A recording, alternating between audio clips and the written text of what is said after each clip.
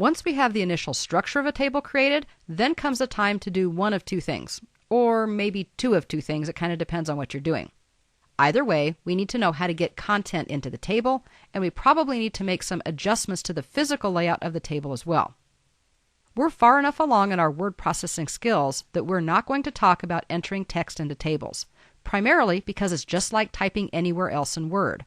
All the same rules apply. Text will auto-wrap within a cell. We can use all the same formatting tools. Even lists can be placed inside of a cell. Probably the only thing that deserves mentioning is that we can press Tab to move from cell to cell. If you'll notice, the cursor is currently on the first row in the first column of the table that we have, starting off with our worst, median, and best case scenarios. I'm simply going to demonstrate what some of the movement techniques are here. Normally in a document, when we press Tab, it moves about a half an inch or to the next tab stop. When we press Tab in a table, it takes us from cell to cell. Likewise, Shift-Tab takes us from the right to the left, cell to cell. Does that mean that you can't actually use tab stops within a cell in a table? Actually, no, we can use tab stops, but in order to do so, we have to press Control-Tab. Now watch the screen this time because I'm pressing Control-Tab on my keyboard. Here you can see the tab stops that we're used to seeing. We'll do it one more time. So you can now see that we're 2 tab stops over. And again, just like in a normal document, if we press backspace, we can get rid of those. So that's one of the primary differences, is you use Tab and Shift-Tab to move from cell to cell, but you use Control-Tab to actually use tab stops within a cell. The rest of moving about in a table is just like you would expect. Of course, you can always click with your mouse, and you also can use your up and down arrow keys to move up and down and left and right. Depending on where your cursor is within the content, left and right arrow keys will either move you from character to character or to the previous or next cell. Likewise, up and down will move you from row to row unless a cell entry has multiple rows. Then you have to be at the top or the bottom before you can move to the next or previous cell. Everything else remains the same about typing and moving the cursor though. If you haven't used tables before, you'll get the hang of these few differences very quickly, I think. Now, we want to move on to the really big topic that we want to cover here, and that is manipulating the structure of tables. If you've taken any training with me before, you've probably heard me say, in order to be affected, it must be selected. Same for tables. So let's do some quick selection review. What do you need to select in a table? Well, tables are structures. You have the overall container for the table, and then you have rows and columns within the table, and rows and columns are composed of cells, or the little boxes. If we want to select an entire column, the easiest way is to move just to the very top border until your arrow turns to a bolded down arrow, and then click. You will see that the entire column is selected. You can also use that down arrow to click and drag to select multiple columns. A little bit differently, but in some ways very similar, we can also select entire rows. This time we need to move all the way to the left, outside of the table. Get the white angled arrow, and just like selecting an entire line of text, we can simply click with the white arrow. Likewise, we can also click and drag to select multiple rows. There is a difference between this white arrow and the little black arrow that you will get if you move within a cell. And this is actually really important. Often we're working with entire rows and columns, and so the first selection techniques we just did are important. But what if we wanted to work with this cell? Well, we can click and drag, but when we click and drag, what we have currently done is only selected the text, not the entire cell itself, and that can be important. In order to select the entire cell, we need to move kind of to what looks like a little left margin. This is where we get that heavy, diagonal black arrow. When we click here, notice how the selection changes. Now the entire cell is shaded, not just the text within the cell. So this is selecting the text, and this is selecting the cell itself. That actually is a good basis for us to talk about selecting a table. Often people will say, well, I'm just going to click and drag from the top left all the way down to the bottom right. What we have just done in this case is we have selected all of the text in the table, but we have not selected the table itself. In order to select the entire table, you can do a couple of things, but my favorite is to move all the way to the upper left. You'll notice just on the upper left corner, there's a little square with a four-headed arrow. If we click on this, that selects the whole table. And if you noticed very quickly, the difference was that by selecting this, it also includes all of these markers at the end. This is very similar to selecting text versus selecting the text and the paragraph mark at the end. Now, I tend to do these types of things right in the document because that's where I like to work. However, I don't want to forget to mention that the ribbon is useful as well. From the Table Tools tab, the Layout tab, on the left-hand side, we do have a Select option. Select a cell, column, row, or the entire table. I'm not sure, though, that that is any faster. As a matter of fact, often it takes a lot longer to come all the way into that option when we can simply click and select things in the table itself. Now that we know how to select, that was kind of half of our formula. In order to be affected, it must be selected, and so we've done the selection. Now let's work on modifying the layout itself. As usual, there are a couple of ways to do this. The Ribbons Table Layout contextual tab offers easy-to-see options for almost everything we'll be doing, but I'm still old school and I like to work right within the document itself. So notice first, before we start getting to work, that we have this entire rows and columns group, and in here we have the option to insert above and below, insert left and right, so obviously the first two are about rows, the second two are about columns. We also can choose a variety of delete options, delete cells, columns, rows, or the entire table. Once we have things selected, then of course these options become appropriate. Let's play a little bit with manipulating the layout of our table by using some of these features. If we want to add something, the key is to always select first. So we have our top row selected. At this point, we could right-click, and we could choose Insert. And our options are the same as we saw on the ribbon. Columns to the left or right, rows above or below. We want to insert a row above the first row, so we'll choose that option. And there we have a nice new row. Likewise, if we wanted to have another column at the very end of the table, we could select the column, right-click, Insert, and this time choose Column to the right. Fortunately for us, it's just as easy to take stuff away as it is to add it. So with the same column selected, if we wanted to get rid of it, we can simply right-click and choose Delete. Notice this is going to be context sensitive. So if we have a column selected, it says Delete Columns. If we had a row selected, it would say Delete Rows. Now what we notice, though, is that the size of our table has been modified a little bit. Well, we can work with this ourselves, or we can let Word do it for us. If we want to modify the size of anything, we're going to look for the double-headed arrow. If we move to the right side of the table, we can get this arrow and we can simply drag to change the overall width of the table itself. To change the size of individual columns, we want to move to the column itself, and again, click and drag with the double-headed arrow. As you see, when spacing changes, of course the spacing changes everywhere. This is where the ribbon can actually be a little bit more helpful, because we have an entire set of options under the Table Tools Layout contextual tab that will help us do this. We can designate the height and width of rows and columns.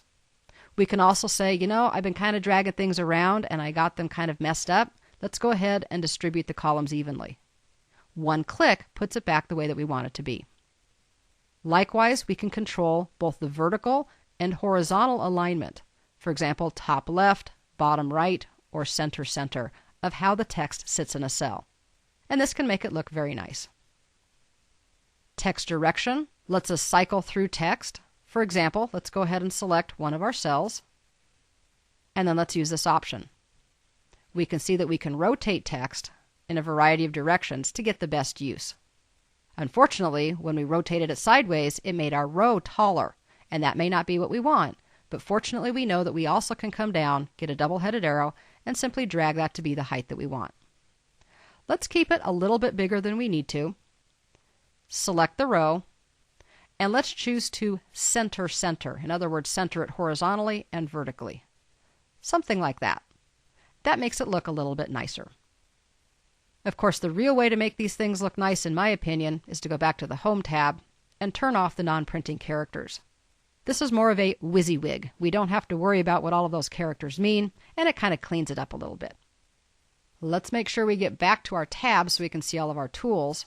And so far, we've been working with the Layout tab. We talked about how we can manually change these things, but don't forget, when we created our tables initially, some of our options gave us some different things that we could choose, like auto-fit contents, auto-fit window, or fixed columns. Those are still available. No matter how you created your table, you can still use that to set the overall width of your table. We simply access it from the Layout tab. When we talked about drawing tables, we said that one of the abilities that we had there was to actually create kind of an inconsistent structure where it's not all 3 or 4 columns by 5 or 7 rows or something like that. We do have options like that, though, without having to draw. For example, if we wanted to put a title across the entire top of our table, we might say that we don't want to have 4 columns. We can use tools like merging cells and splitting cells to do just that. First, we have to select. So if we want this entire row to be one big cell, we select all of them first, we right-click, and we choose Merge Cells. Notice now that all of those individual columns are gone, and this is just one big cell. Likewise, if we wanted to split any cell, we can select the cell, right-click, and this time we're going to choose to split the cell. This one, of course, requires a little bit more information, so it asks us for the number of rows and number of columns that we want. Let's just say 3 to give it a unique number. Then we'll say OK. And now you can see that we have 3 evenly spaced columns. So it's kind of 2 ways of getting to the same conclusion. We can either draw a table to begin with, or we can use Merge and Split to customize the configuration of tables that we created in some other way. In this case, we actually don't want this top row. So we're going to select the row, right-click, and delete the row. One of the tools that we're actually not going to demonstrate here, but I wanted to mention, can also be found from the Layout tab under the Merge group. If we take a look, this is where we get to see our Merge and Split cell options, but there's also an option called Split Table. If you have a really large table and you decide that you want that to be 2 separate tables, you can click on the row where you want the split to occur, click on this option, and it will actually split it, just like it says, into 2 separate tables. That again is much simpler than some of the other things that people try to do to get that same effect, like cutting and pasting and then deleting rows and columns. This is much easier and simply a one-click solution. Having large tables isn't necessarily bad, but it does cause some issues that we have to be aware of. For example, if a table has a lot of rows, it may break across pages. And that means if you're looking at the 3rd page of data, you may not know what each column represents. It's better to have the titles that usually appear in the first row to appear on every page. Please do not select the top row, copy the information, try to figure out where it's going to break across a page, and paste this information in multiple times. Not only is that cumbersome, it's just not the best way or the right way to do it. Instead, what we want to do is select the row or rows in which our labels exist. In this case, it's our first row. Then on the far right side of the Layout tab, you'll see an option just above where we have formulas and convert to text that it says Repeat Header Row. We can click that, and now it knows that if this breaks across the page, anything designated as the header row should be repeated automatically. This way we don't have to try to do it, and it doesn't get hard-coded, so as our document structure fluctuates, we're not constantly going back in and trying to edit. Now this is actually part of our table properties. So let's move all the way to the left side of the ribbon, bottom left, in the table group, and click Properties. Every table has properties, and we don't come in here nearly as often as we used to because most of it honestly is on the ribbon. But you'll notice we have tabs for the table, row, column, cell, and alternative text. Here we can work with all kinds of things like how text wraps around a table, as well as the preferred width of columns if we want to do that. We also can work with borders and shading, and some different other options. If we click on the Row tab, this is where we can also work with the height of the row, but we also can say things like Repeat as Header Row. Remember, we just selected this on the ribbon. Here's how we do it from the properties.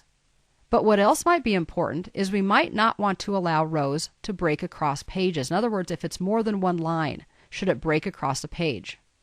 The default is to say no, move the entire row to its own page. But we can check to allow a row to break across pages. Personally, I generally like to keep that turned off. We also see that there are similar options for columns and for cells, most of which, though, is easier to access right from the ribbon. The last one, though, that bears mentioning is alternative text. This means that if somebody can't see the tables, for example, if they have a visual impairment and they're using a screen reader, they actually can have the screen reader tell them what this should be. Here you could type in a title and a description, and that will be useful both for people with disabilities as well as for people who may be using browsers that can't use the table features that we have. We won't take time to fill those in, but it's good to know where those are, so we'll just go ahead and cancel. That's pretty much everything we need to know about working with the layout or structure of tables, but I did want to mention one more thing that I like to do.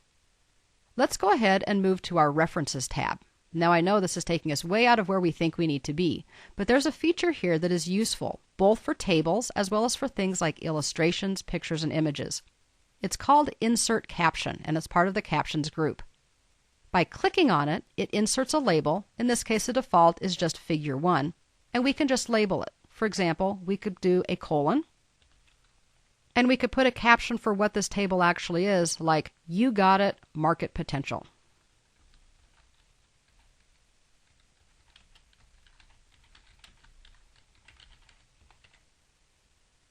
We can choose the label to use. We also can choose whether to put it above or below. I typically like to put it below.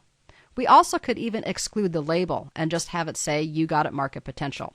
But let's leave all of this like it is and say OK. What we can see is a reprise of the good old real estate saying about location, location, location. We had the top row of our table selected when we created the caption. Because pages can be structured using tables, and furthermore, tables can actually contain things like images themselves within cells, Word doesn't try to outthink us for once. When we said to put it below, it did exactly that, but it wasn't below the figure as we had planned, but below the selected text in this case. How would we fix it? Well, we'd simply select that caption and delete it, then begin our process over with the cursor properly placed. The caption would then be properly placed as well. Otherwise, the captioning process is exactly the same as we showed. Like so many other things in Word, it's very flexible and forgiving, so we can delete captions and even add new ones, including at any place in between existing captions, and Word will simply renumber them automatically. It's very easy to update, so don't be afraid to play with this feature a bit. And if it isn't exactly right the first time, just keep trying. When you have technical documents or things that have a lot of charts and graphs and pictures and tables, this can simply help the user identify what the information is supposed to be. Certainly isn't required, but it is a nice feature that adds good polish to your presentation. And with that, you now know how to structure tables. Beyond just creating them, you know how to manipulate them in many different ways to get them to have the look, the feel, and the capacity for what you need for your particular information.